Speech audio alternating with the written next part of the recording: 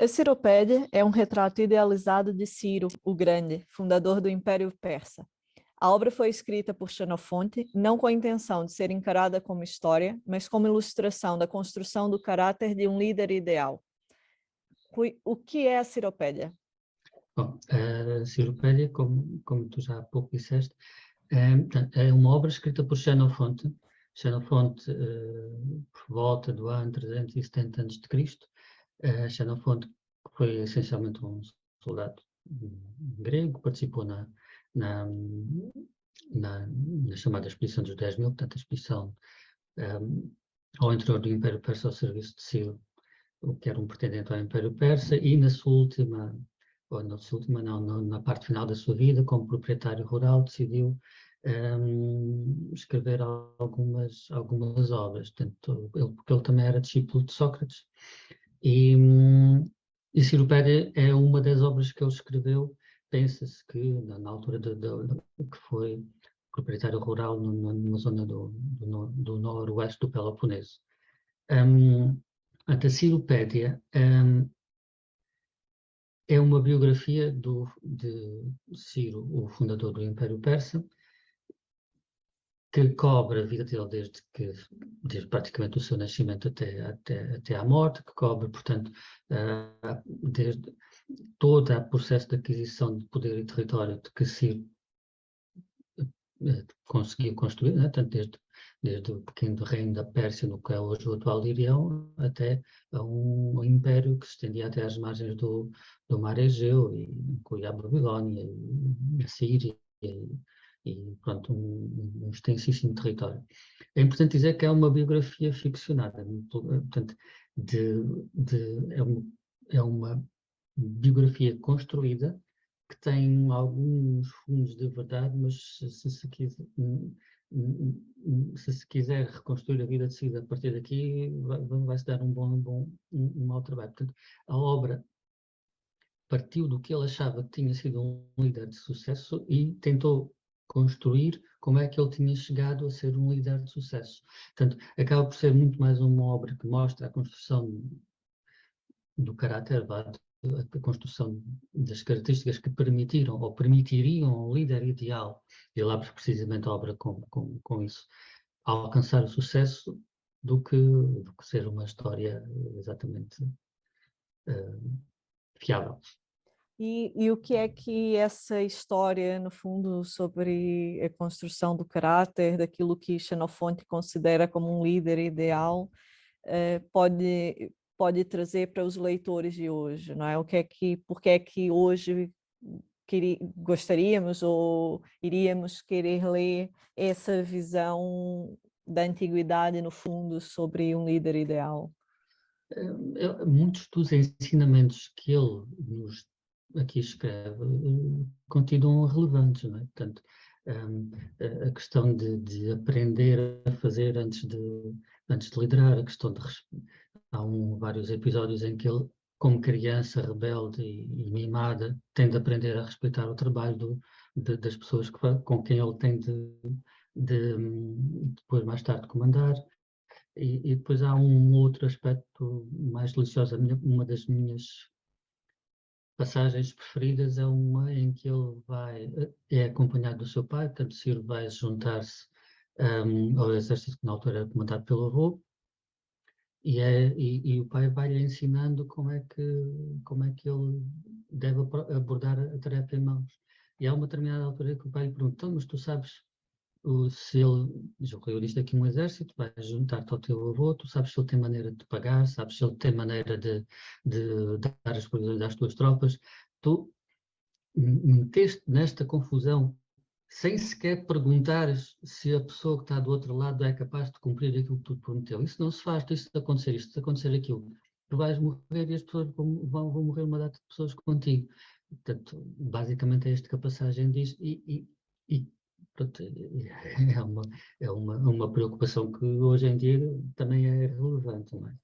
É uma preocupação de hoje, mas por aquilo que eu percebo, essa obra também teve a sua importância na antiguidade. Sim, é verdade, a obra era mais, acho que pode-se dizer que era mais popular na antiguidade do que nos dias de hoje, não é? Eu acho que isso se compreende porque, pronto, boa parte da obra passa, discute termos, questões como construir um exército, qual é a composição ideal de um exército, qual é a composição ideal da cavalaria, como é que há de se treinar a cavalaria, como é que se há de equipar a infantaria. São coisas que propriamente não interessam hoje, não é?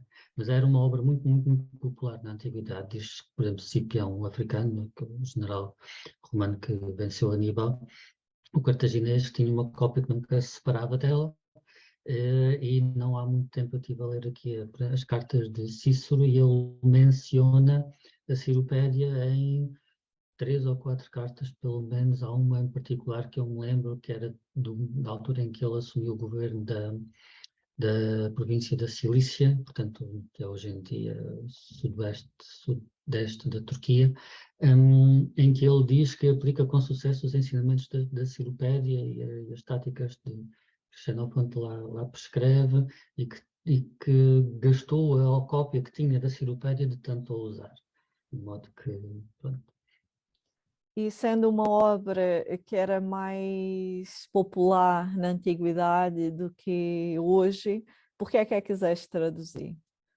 Bom, eu acho que parte da resposta a essa questão tem a ver com a história do porquê é que nós estamos a fazer este trabalho, não é? Porque não é só a Cirupédia,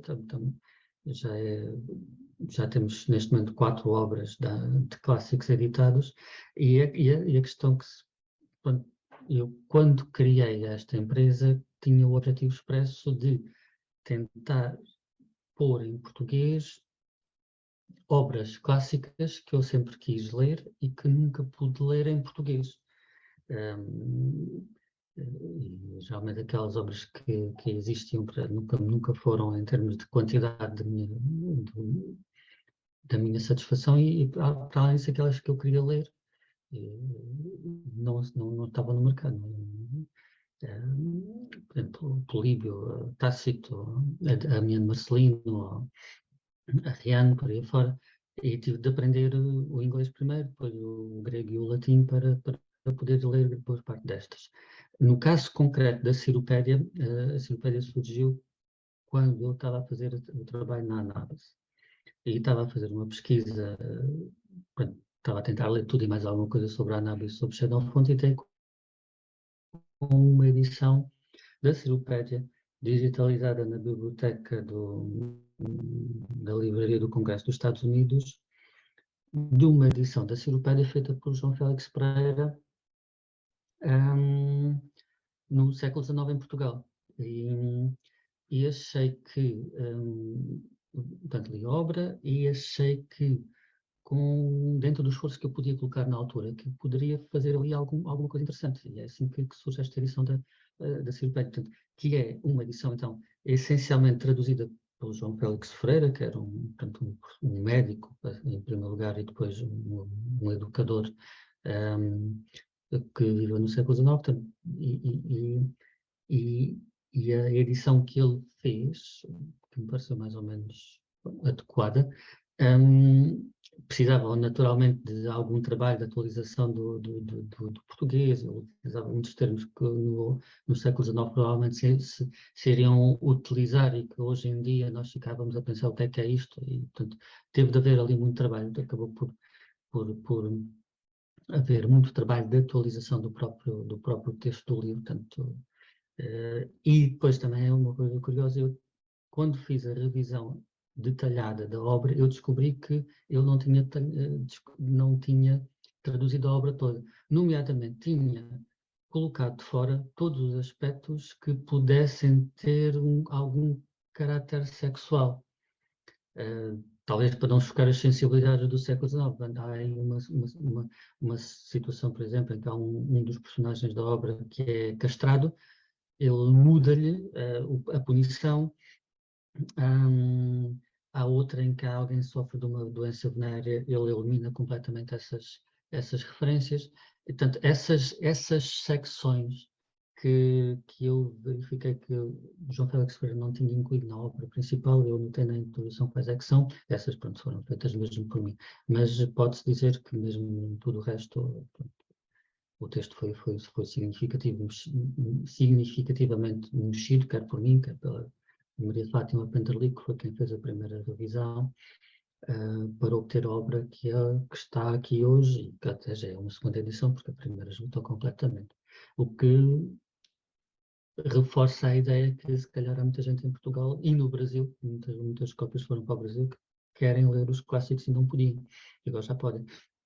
E quem quiser, então, ler esse clássico, onde é que o pode encontrar? Em Portugal a obra está à venda em tudo o que é livraria, não é? Tanto se forem a uma Bertrand, uma FNAC, ou podem perguntar pela obra, que se eles não estiverem lá, eles pedem-nos, né? No nosso site ela está obviamente disponível, e agora temos 2 novos formatos, tanto além do livro impresso que aqui está. Esta obra tem uma versão em e-book, que poderão encontrar numa plataforma que é a Scribd, mas também podem fazer o download direto na nossa página, podem comprar o e-book e fazer o download. E em breve, penso eu, deverão encontrá-la na Amazon. E a versão em audiolivro, que foi narrada, neste caso, pelo Nuno Coelho, que é um ator e que deu... Esta obra tem uma quantidade de diálogo significativa, e ele fez aqui um bom trabalho de colocar as nuances que uma leitura desta obra tem. Portanto, essa versão em audiolivro pode ser encontrada presentemente no Spotify e também na plataforma da Scribd. Penso que talvez quando tiverem a ver este vídeo, que se forem à Amazon, à Audible, também lá encontrarão, e em muitas outras plataformas, porque a ideia é pôr em tudo quanto for possível.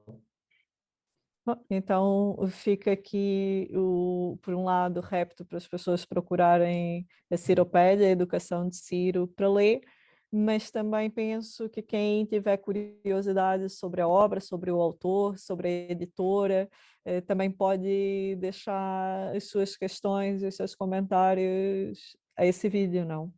Exatamente, são bem-vindas, que eu terei muito gosto em, aliás, como faço presentemente, em responder a todas as questões que nos chegarem.